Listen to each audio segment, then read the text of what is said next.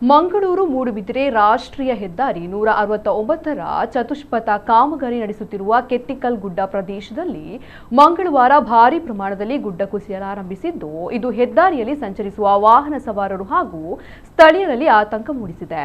ತಿರುವೈಲ್ ಸರ್ಕಾರಿ ಶಾಲೆಯ ಬಳಿ ಇರುವ ಕೆತ್ತಿಕಲ್ ಗುಡ್ಡದಿಂದ ಮಣ್ಣು ಹಾಗೂ ಬೃಹತ್ ಬಂಡೆಕಲ್ಲುಗಳು ಹೆದ್ದಾರಿಯತ್ತ ಜಾರಲಾರಂಭಿಸಿವೆ. ಕಳೆದ ಹಲವು ದಿನಗಳಿಂದ ಸುರಿಯುತ್ತಿರುವ ನಿರಂತರ ಮಳೆಯ ಪರಿಣಾಮ ಗುಡ್ಡದ ಮಣ್ಣು ಸಡಿಲಗೊಂಡಿದ್ದು, ಕುಸಿತದ ಪ್ರಮಾಣ ಇನ್ನಷ್ಟು ಹೆಚ್ಚಾಗುವ ಸಾಧ್ಯತೆ ಇದೆ.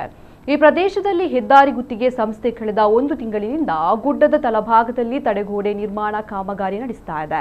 ಗುಡ್ಡದ ಸುರಕ್ಷತೆಗಾಗಿ ಕಾಮಗಾರಿ ಕೈಗೊಳ್ಳಲಾಗಿದ್ದರೂ ಭಾರಿ ಮಳೆಯ ಸಂದರ್ಭದಲ್ಲಿ ಇಂತಹ ತಡೆಗೋಡೆಗಳು ಸಾಕಷ್ಟು ಪರಿಣಾಮಕಾರಿಯಾಗುವುದಿಲ್ಲ ಎಂಬ ಆತಂಕವನ್ನ ಸ್ಥಳೀಯರು ಮೊದಲಿನಿಂದಲೇ ವ್ಯಕ್ತಪಡಿಸಿದ್ದರು.